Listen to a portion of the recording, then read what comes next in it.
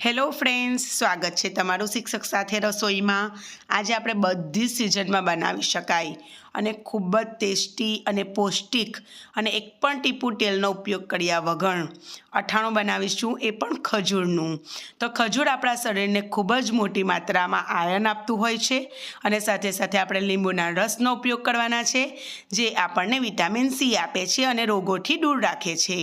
અને સાથે સાથે ફ્રેન્ડ્સ, આમાં ઉપયોગમાં લેવાતી તમામ વસ્તુઓ આપણા શરીર માટે ખૂબ જ ફાયદાકારક છે। સાથે સાથે આપણે થોડાક મીઠાશ માટે ગોળનો ઉપયોગ કરવાના છે। તો ફ્રેન્ડ્સ, વિડીયો ગમે તો લાઈક જરૂરથી કરી દેજો અને પ્લીઝ જરૂરથી ચેનલને સબસ્ક્રાઈબ કરી દેજો। ચાલો આપણે અઠાણું બનાવવાનું શરૂ કરીએ, જે ફક્ત 5 થી 10 જ મિનિટમાં બનીને તૈયાર થઈ જાય છે। તો અહીં મેં ખજૂર લીધેલા 500 ગ્રામ જેટલા, એના બી કાઢી લીધેલા છે અને અહીં થોડા કઠણ ખજૂર લીધેલા છે, બહુ વધારે સોફ્ટ નથી લીધેલા। અને સાથે સાથે 500 ગ્રામ જેટલા લીંબુ લઈને એનો રસ કાઢી લીધેલો છે અને એમાં 3 મોટી ચમચી અથવા અડધા કપ જેટલો ગોળનો પાવડર એડ કરેલો છે।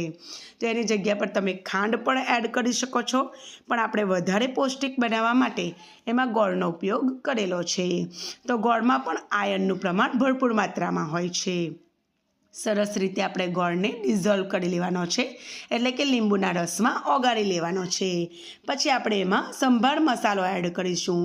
તો મેં રેડીમેડ 100 ગ્રામ જેટલો સંભારનો મસાલો એડ કરેલો છે।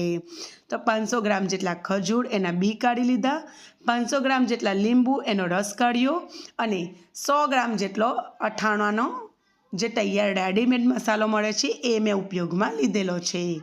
હવે એમાં જ્યારે ગોળ ઓગળી જાય એટલે આપણે એમાં ખજૂર એડ કરી દઈશું અને બધી વસ્તુને એકદમ સરસ રીતે મિક્સ કરી દઈશું।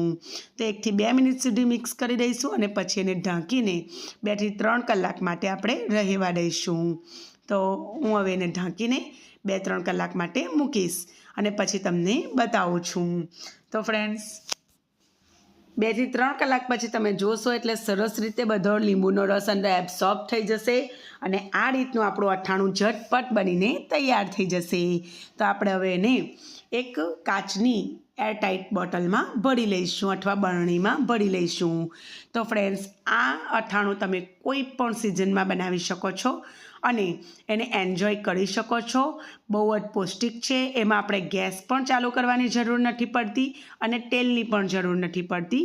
તો તમે પણ એને બનાવીને ટ્રાય કરો અને તમને કેવું લાગ્યું મને કમેન્ટ સેક્શનમાં કહેજો અને ચેનલને જરૂરથી સબસ્ક્રાઈબ કરી લેજો। ફરી મળીશું એક નવી રેસીપી સાથે, ત્યાં સુધી આવજો।